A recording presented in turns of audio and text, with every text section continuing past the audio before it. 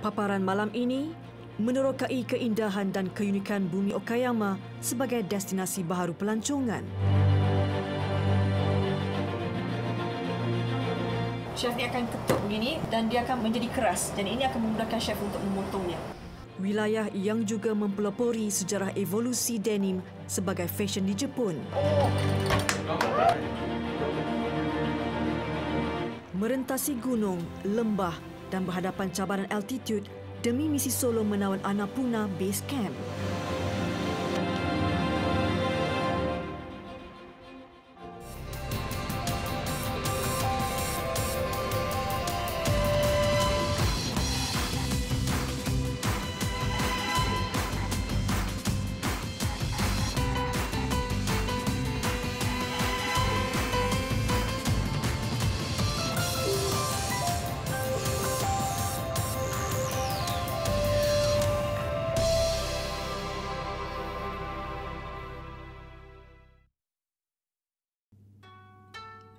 Kembara menerokai wilayah yang telah wujud 145 tahun di selatan Pulau Honshu, pulau terbesar di Jepun.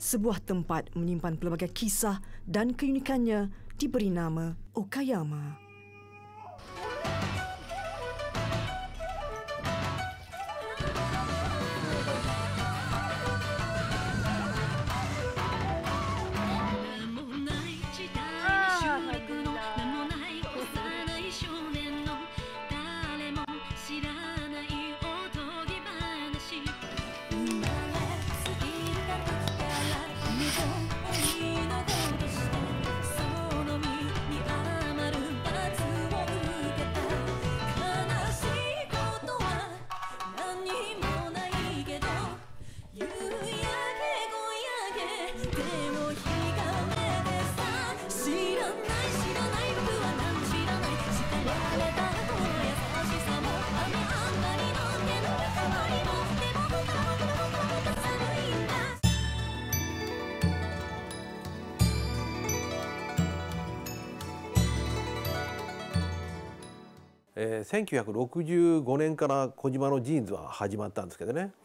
で当初は何もなかったんです。アメリカから原材料を入れたんですね。デニムの素材、それとボタン、リベット、全部アメリカから入れたんですね。でその後1973年に初めて国産のデニムが開発されていくわけなんですけど。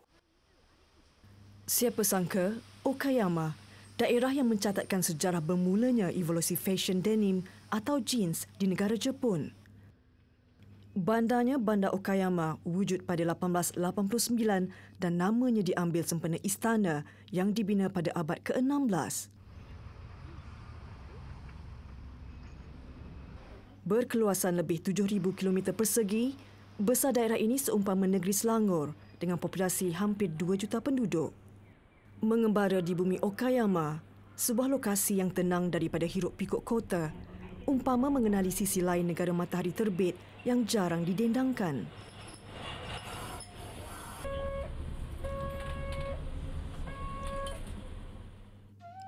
Terletak di antara Hiroshima dan Osaka, perjalanan lebih dekat jika melalui lapangan terbang Kansai, iaitu kira-kira 145 km. Negara yang terkenal dengan sejarah klasik era pemerintahan kerajaannya yang tersendiri turut dapat dilihat kesan peninggalannya di Kurashiki-bikan Historical Area, kira-kira 16 km dari Bandar Okayama. Pada abad ke-17, kawasan ini merupakan sebuah kota dagangan terkenal.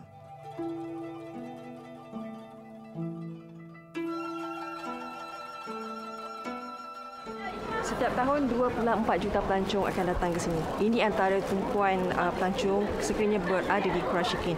Dan saya berpeluang untuk memakai kimono 4 lapis bajunya. Tapi ikatannya 6 kali agak, ini saya rasa macam agak ketat, tetapi dapat merasailah bagaimana perasaan wanita Jepun apabila memakai kimono.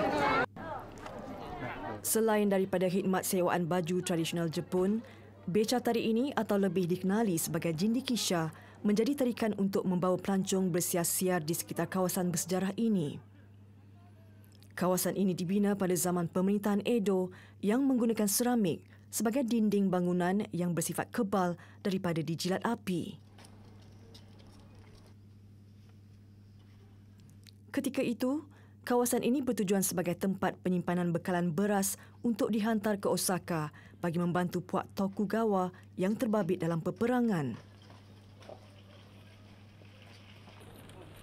Biarpun masa berubah, bangunan di sini masih teguh dan cantik dipelihara oleh pihak kerajaan Okayama. Keindahan seni benanya dikekalkan bagi memperlihatkan gambaran lampau kepada generasi muda. Apatah lagi, gabungan dua era pemerintahan iaitu Edo pada abad ke-17 dan Meiji pada abad ke-19 di Kurashiki Bikan ini menceritakan sejarah evolusi daerah ini bermulanya di sini.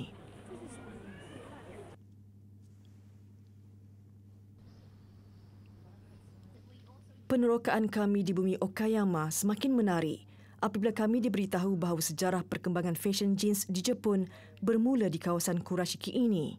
Kojima Jeans Street, syurga buat pencinta denim. Malah jalan di sini turut diwarnakan dengan warna seumpama jeans bagi menampilkan keunikan konsep berasaskan denim. Di sini ada jual juga aiskrim yang agak unik iaitu dikenali sebagai aiskrim denim. Warnanya seumpama warna jeans biru. Harganya 200 yen. Jadi hari ini saya nak belanja 1, 2, 3, 4, 5. Makan aiskrim denim. Persaingan lebih 30 buah kedai menjual jeans berkualiti tinggi membuatkan timbulnya idea kreatif sebegini selagi konsepnya bersandarkan denim. Hai. Rasanya seperti macam lemon dan gabungan macam gula-gula candy tu dia campur. Sedap rasa dia. Kojima sebenarnya sudah lama berkembang maju sebagai pusat tekstil sejak abad ke-17 sebelum menjadi kota jeans. Betty Smith jenama jeans wanita pertama di Jepun. Pada 1962, syarikat ini telah mengekspor jean corduroy ke Amerika, iaitu 4 tahun selepas Jepun mengenali denim buat pertama kalinya. Hanya pada 1965, mereka menghasilkan denim daripada jeans yang diimport dari Amerika Syarikat.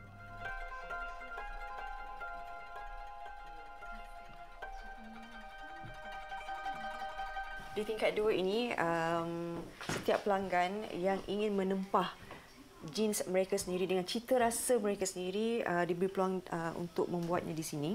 Ini merupakan Cik Oshima.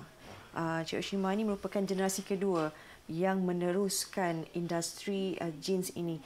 Kerana difahamkan bapanya adalah orang yang terawal memulakan perniagaan industri jeans di Kojima ini. Pelanggan yang ingin menempah mengikut cita rasa sendiri diberi sedikit informasi apakah antara jenis-jenisnya ini dan butang seperti yang ini juga. So we can choose any pattern. Yes. Gitu the pattern. Sebenarnya boleh patternnya boleh dipilih di sini. Dan mengambil masa kira-kira sebulan. 1 month? Yes, 1 month.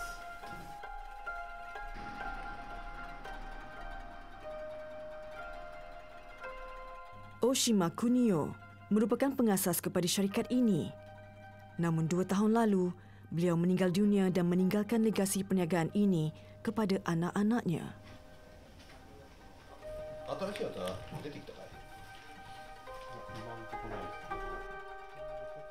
Oshima Yasuhiro, 54 tahun dan adiknya Oshima Kengo, 52 tahun, meneruskan legasi jeans milik keluarga mereka. Istimewanya, kilang ini dibuka sempena dengan kelahiran Yasuhiro 54 tahun lalu, juga pewaris jenama jeans berkualiti tinggi bertaraf dunia. で日本の場合は最初にジーンズに入ってきたのが戦後第二次世界大戦後に日本に入ってきたんですね。それはアメリカの中古品が入ってきたんですけど、でそれを最初に飛びついたのは若者だったんですよ。で若者がファッションとして取り入れて、だからそのファッションとしてのジーンズというものだからいろんなトレンドを入れたもの、それとか毎年変化していく、そういうファッションに進化していったのが日本のジーンズの特色だと思います。で海外はどちらかというと大量生産が好きだったんですね。安くてたくさん作るというのが、海外の特色で、日本は、そうじゃなくていいものをこう作っていくというたくさん作るんじゃなくていいものを作っていくというそういうところが日本の特色です。Selepas menguasai 27 tahun sebagai pelopor jeans wanita di Jepun, mereka melangkah setapak lagi mengembangkan sayap perniagaan menghasilkan Big Smith jeans untuk lelaki. Sehingga kini mereka berjaya menghasilkan 3 jenama di bawah syarikat mereka dan antaranya Denim Work. Telah menembusi pasaran antarabangsa di 5 buah negara seperti England, Itali, Hong Kong, Korea dan Australia. 3 buah kilang dibina termasuk di China.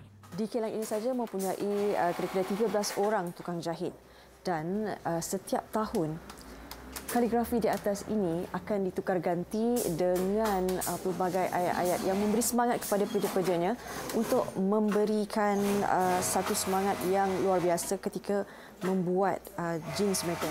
Dan kaligrafi ini sebenarnya ditulis sendiri oleh Yasuhiro Oshima, iaitu presiden syarikat ini, memberi maksud yang di sebelah kanan saya ini, di mana jangan pernah melupakan objektif dan juga filosofi mereka ketika melakukan produksi pengeluaran mereka. Dan di sebelah kiri ini pula, mereka sentiasa perlu memastikan mengeluarkan jeans yang berkualiti tinggi dan yang terbaik di sini.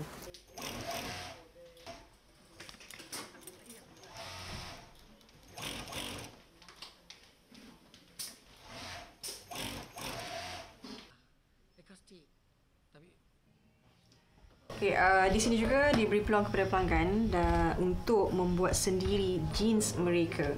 Kalau tadi kita menempah, tapi yang ini jeans yang sudah sedia ada mengikut saiznya.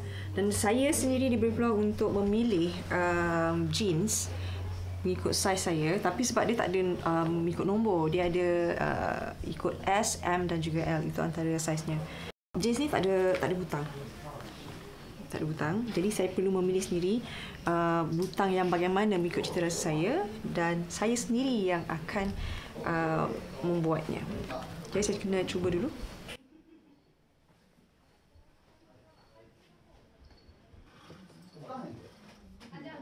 Is it okay? That's okay.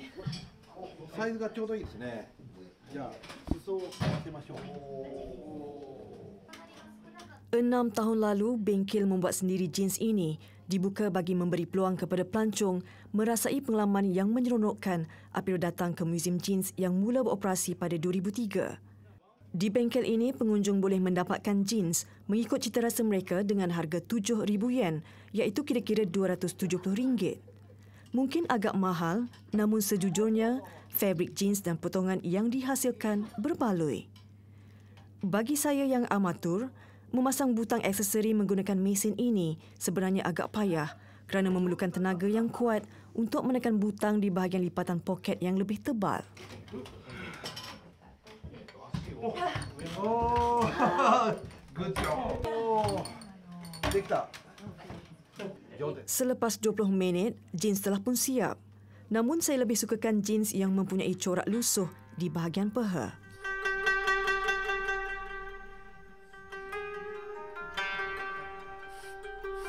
Menghasilkan jeans berkualiti tinggi adalah misi Yasuhiro.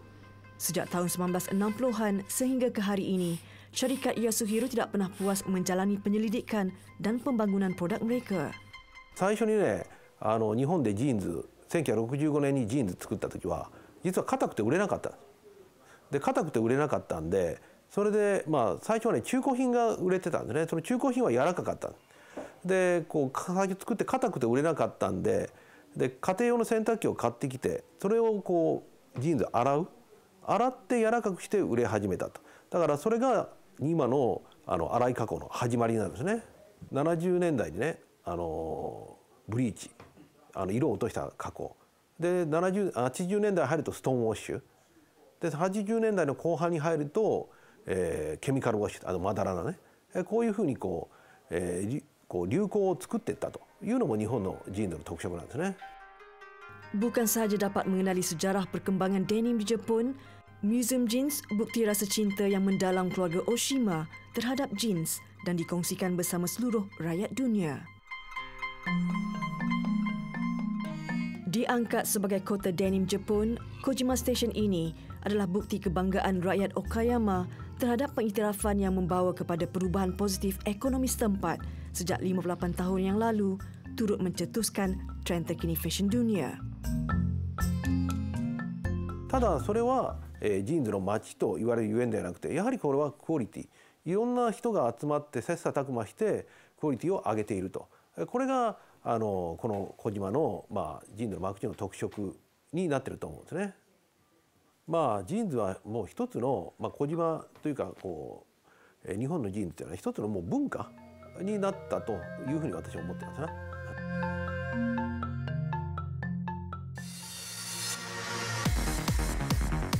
Chef ni akan ketuk begini dan dia akan menjadi keras. Dan ini akan memudahkan chef untuk memotongnya.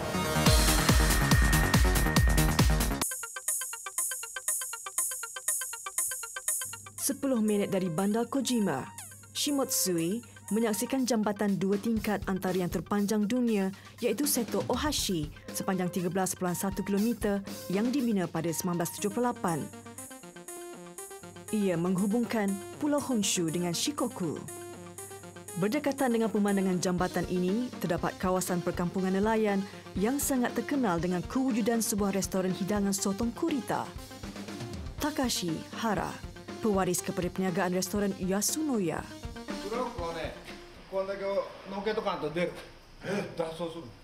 Berusia 60 tahun, dia merupakan generasi kedua yang sudah pakar mengendalikan sotong kurita hidup ini. Kebiasaannya, Hara perlu mengenali jantina sotong ini sebelum mengangkatnya keluar daripada bekas. Which one is better, male or female? メスとオスとどっちがいいとかあるんですか？これからはね、オスもメスも両方ともいいです。夏の場合、9月が一応一月間産卵期で禁漁なんです。はいはい。これで吸盤の大きさの綺麗なのがメスなんです。Bergelut dengan sotong hidup seperti ini adalah perkara biasa baginya, walaupun dia tahu sedutan sotong ini sangat kuat jika melekat di kulitnya. So it is how to kill the octopus. Just the center between two eyeballs. Restoran Yasunoya ini sangat terkenal di seluruh Jepun mengenai keunikan rasa hidangan sotong koritanya sejak 70 tahun lalu. Sotong korita mempunyai daya tahan yang tinggi, biarpun sudah dipotong, ia mampu bergerak sehingga 1 jam seolah-olah masih hidup. Menurut Hara, kebiasaannya sotong ini hanya mampu hidup untuk 1 tahun saja dan mencapai berat antara 3 hingga 4 kilogram seekor. 刺身から酢の物から揚げ物から、はい、だからもう外地さんなんかよく喜んでくれるのは唐揚げなんかね、ものすごくこれを生きたのをすぐ切ってさ唐揚げにするわけなんです。はい。Mendapatkan sotong yang sedap rasanya, dia lebih sukakan sotong yang beratnya 2 kilogram kerana teksturnya lebih lembut. この状態では構わんかな。はい、大丈夫です。食べてみて。美味しい。そのまま食べてみて。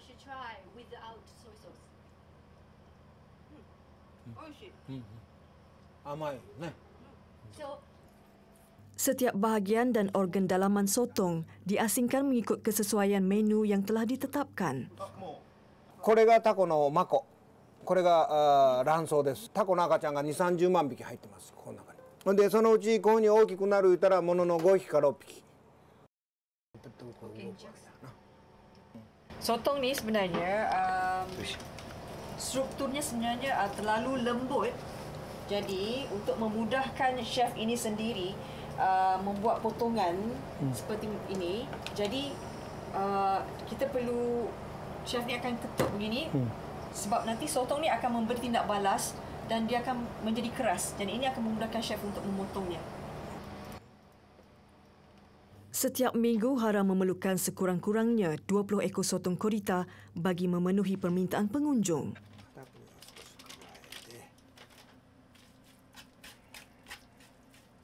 やっぱしタコは美味しいから、下津は、ましてタコの産地ですから、やはり全国の皆さんに食べてもらおうと思って、やりました。Restoran ini sebenarnya adalah milik bapa mertuanya, Tamosu Maeda, yang sentiasa menjadi tumpuan media tempatan mahupun asing kerana kelazatan hidangan taco yang tiada tandingan. Ini antara hidangan yang dihidangkan untuk kami. Ada 5 jenis sotongnya. Sotong korita, ini nasi sotong korita yang melekap ni direbus sekejap saja dengan air dan dicampurkan dengan sedikit cuka. Ini sashimi. Ini dia buat salad dan ini yang paling menariknya, ramai daripada pelancong luar lebih suka kan hidangan sotong goreng bersama dengan tepung.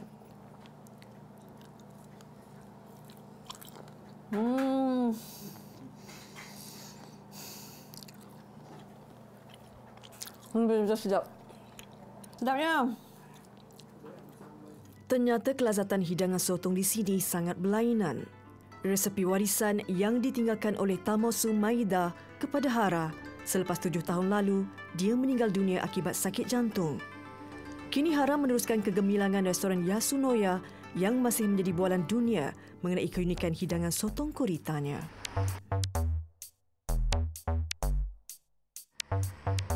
Okayama, sebuah wilayah yang juga mempunyai beberapa hospital dan pakar perubatan yang bertaraf dunia. Antaranya Hospital Okamura Ishindo yang dimiliki oleh Dr. Kazuhiro Okamura. Sejak dibuka pada 1988, misi utama Kazuhiro ialah menyediakan kemudahan dan pakej pemeriksaan kesihatan yang begitu mendalam dengan menggunakan teknologi terkini. Japanese government provide citizen health checkup. I think plain chest X-ray exam is not enough to find early TB, tuberculosis, or cancer. We need CT. So I start to say you better have CT in addition to routine citizen health checkups. Melalui teknologi ini, sel kanser berwarna merah begitu jelas dapat dilihat yang memberi informasi mengenai kedudukan kanser, saiz dan tahap seriusnya hanya dalam masa 1 hari. Bagi melalui pemeriksaan kesihatan CT scan, di sini mereka hanya perlu disuntik dengan sejenis cecair khas. Tempoh 1 jam diberikan kepada pesakit untuk berehat seketika di bilik yang disediakan sebelum menjalani CT scan. This city, I was born here, and in this city, there was no emergency hospital. So since I became a doctor, I used to think about establish emergency hospital in this town. Hospital Ishindo ini mempunyai makmal yang mampu menguji sampel darah pesakit, air kencing dan hormon yang hanya dalam masa 1 jam bagi mengetahui segala masalah yang dihidapi.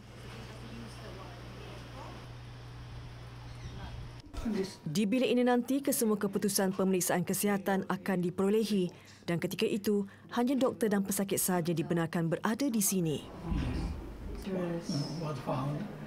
But if you want to come for sightseeing, we can provide a health checkup. In addition to our staff, will be excited to perform. In some sense, it is welcome. Melancong sambil mendapatkan kepakaran khidmat perubatan tercanggih di dunia, satu lagi keistimewaan yang ada di Okayama, sekaligus muncul sebagai destinasi baharu pelancongan kesihatan di Jepun. Pesona Okayama menemukan kami dengan insan-insan yang mempunyai latar belakang berbeza, memperlihatkan keindahan pemandangan yang tersendiri, membongkar sejarah dan keunikan yang hanya ada di bumi wilayah istimewa ini. Ini hanyalah sebahagian paparan yang mewakili pembuka cerita mengenali lebih dekat destinasi yang jarang meniti di bibir kita. Nantikan pesona Okayama seterusnya di episod akan datang.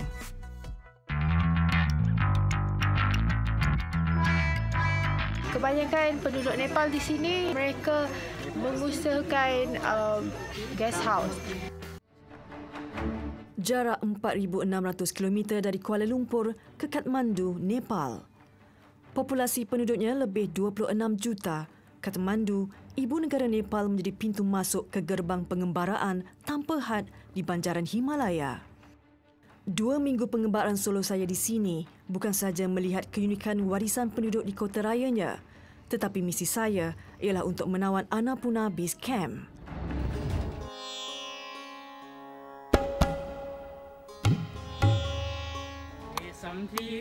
Paras ketinggian 4,130 meter, Annapurna Base Camp atau ABC adalah antara impian setiap pendaki gunung di seantero dunia.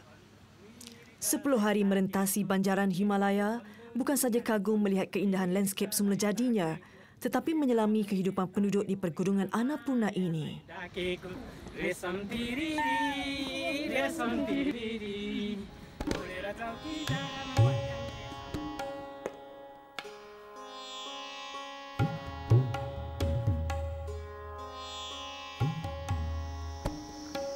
8 pagi.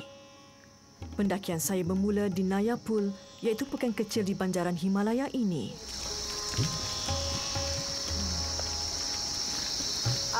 Yang ni Iman.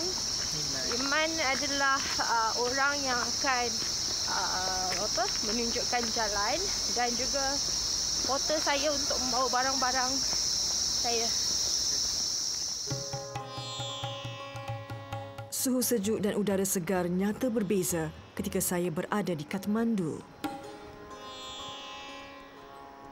First checkpoint di mana saya perlu mendaftarkan diri di checkpoint ini untuk sebelum meneruskan pendakian saya. Bye.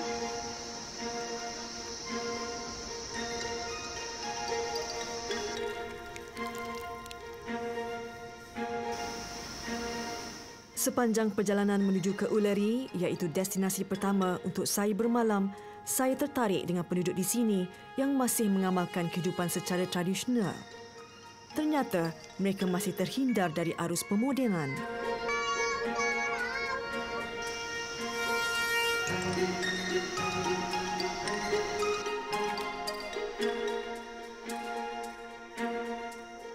Saya dah sampai ke destinasi pertama di hari pertama di Ullery.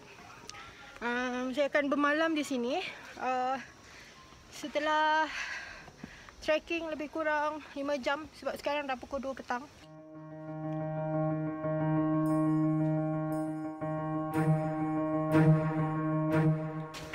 Akan bermalam di sini di Superview Guest House. Rata-rata bilik penginapan dikenakan bayaran lebih kurang RM500, iaitu bersamaan RM20. Bagaimanapun, ia berubah sekiranya paras ketinggian yang lebih tinggi. Kemudahan pemanas air dan Wi-Fi turut disediakan dengan bayaran. Malam pertama di Ullery, saya hanya menikmati nasi goreng disebabkan sukar untuk mendapatkan makanan halal di sepanjang perjalanan ini.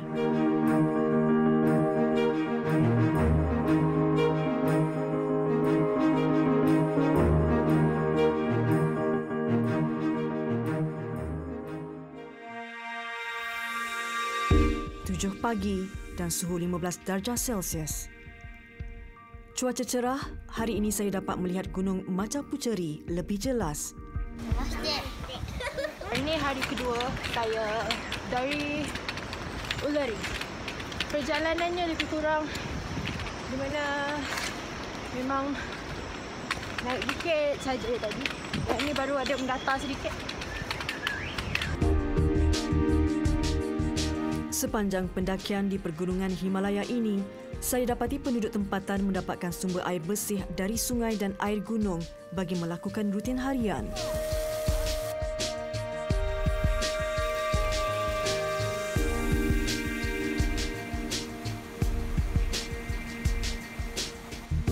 Bencana gempa bumi tahun lepas turut memberi kesan pada laluan di pergunungan Annapurna ini. Malah ada sebahagian laluan ditutup akibat runtuhan. Justru langkah perlahan penting agar tidak berlaku sebarang kecelakaan. 3 petang, saya tiba di Gorepani, iaitu destinasi kedua saya menginap. Aras ketinggian 2,750 meter, Gorepani antara tumpuan pendaki bagi mereka yang ingin menikmati keindahan banjaran Annapurna dan matahari terbit di Poon Hill. Apa yang dapat saya lihat di sepanjang perjalanan saya, kebanyakan penduduk Nepal di sini mereka mengusahakan guest house. Ini adalah salah satu sumber sosioekonomi mereka, dan juga berniaga barangan kraft tangan.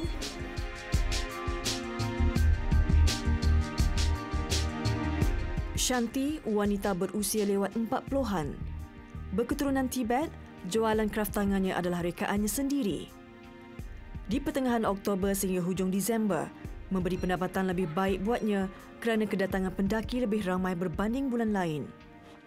What is that? You are Malaysia? Yes. My husband live in Malaysia. Oh, Kuala Lumpur. Kuala Lumpur. Pailah Kuala Lumpur.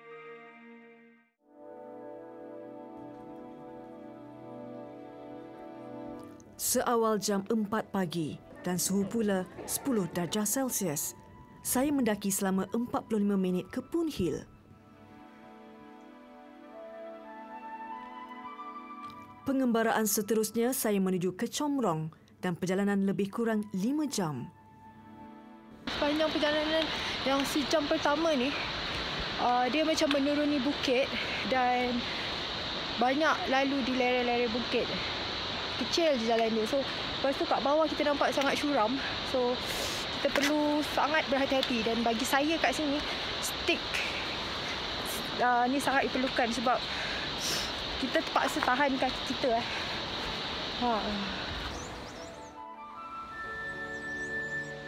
Ketika merentasi lembah menuju ke Chomrong, trek hari ini semakin sukar berbanding 2 hari sebelumnya. Keadaan muka buminya benar-benar menguji ketahanan mental dan fizikal pendaki dalam meneruskan pendakian mereka.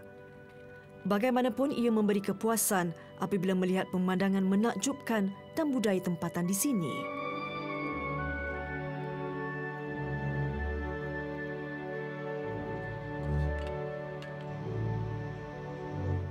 Jam 5 petang, hampir 20 km mendaki, saya tiba di Chomrong. Pada aras ketinggian ini, saya dapat melihat tanaman dan sayuran segar. Penduduk di banjaran Annapurna melakukan aktiviti pertanian bagi mendapatkan sumber makanan. Di sebahagian kawasan pergunungan, penduduk terpaksa berjalan kaki kerana tidak ada jalan yang boleh dilalui oleh kenderaan.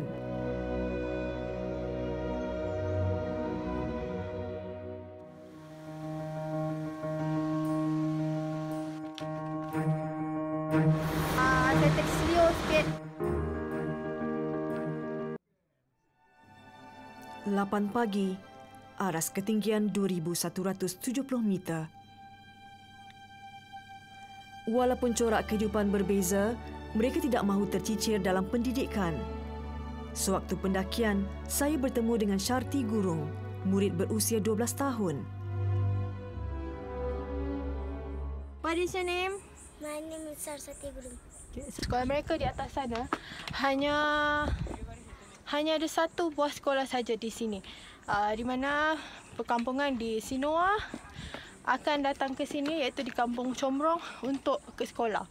Dan selalunya pelajar-pelajar di sini akan mengambil masa lebih kurang 3 jam perjalanan untuk ke sekolah.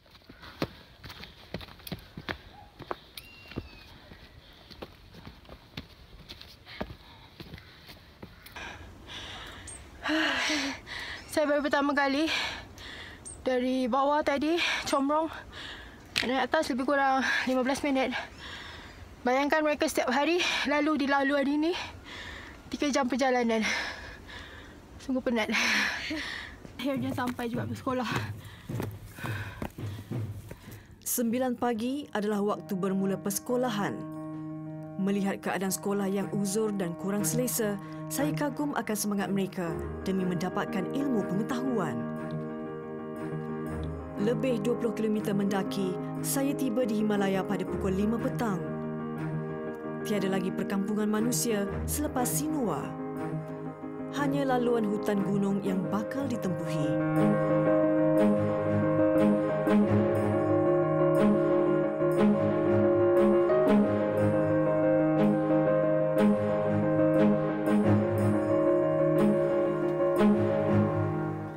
Hari ini adalah pendakian terakhir bagi menawat Annapurna Base Camp. Ketinggian melebihi 3,000 meter menyebabkan cuaca semakin sejuk. Malah oksigen semakin berkurangan dan ini menyukarkan pendakian saya. Ketika melalui titik usang ini, saya perlu mengambil langkah perlahan disebabkan faktor cuaca yang sering berubah. Faktor angin adalah dikuatiri oleh pendaki-pendaki.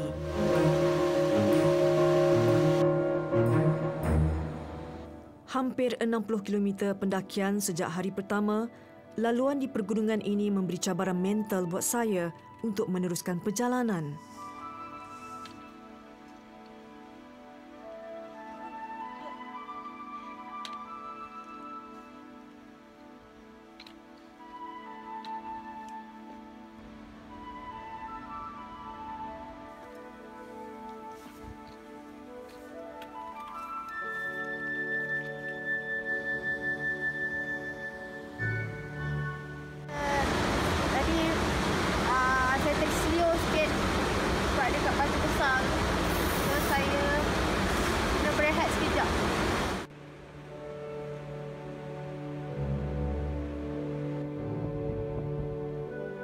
Setelah 4 jam mendaki, saya tiba di Machapuchari Base Camp.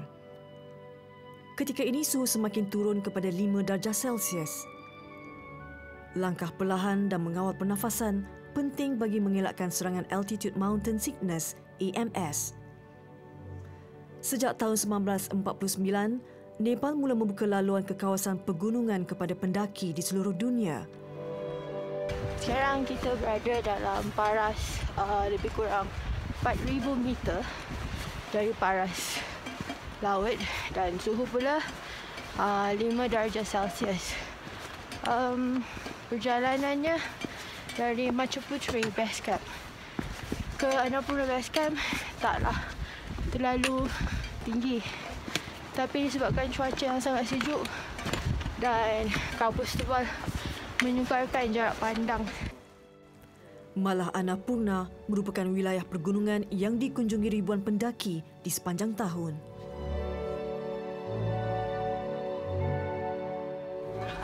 2:30 petang akhirnya kita sampai juga di Annapurna Base Camp. Apa yang saya dapat gambarkan, saya sangat-sangat bersyukur alhamdulillah kerana dapat sampai di sini setelah 6 hari trekking.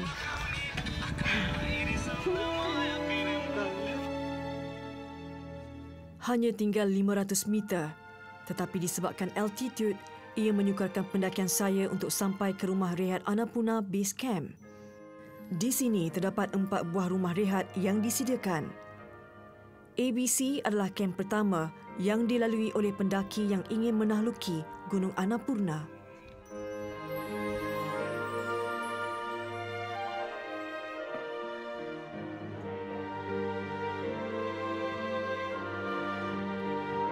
Pada ketinggian lebih 4,000 meter, malam ini suhu mencapai 2 darjah Celsius. Di penghujung November sehingga awal bulan Jun, kawasan ini akan ditutupi salji dan suhu boleh mencecah sehingga negatif darjah Celsius. Saya mengambil sup bawang putih dan teh halia bagi membantu memanaskan badan. Petua ini dikongsikan oleh penduduk tempatan di sini. Terletak di barat Laut Kathmandu, Pegunungan Annapurna memiliki 8 puncak dan ia disenaraikan antara gunung yang paling bahaya untuk didaki di dunia. Sejarah merekodkan hanya 130 pendaki sahaja berjaya menawan puncak Annapurna 1, manakala 53 orang pendaki maut. Annapurna adalah antara gunung tertinggi di Pegunungan Himalaya.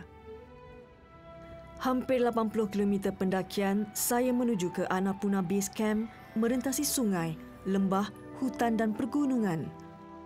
Memberi inspirasi hidup agar tabah dan berani, keajaiban panorama Annapurna meninggalkan momen indah dalam pengembaraan solo ini.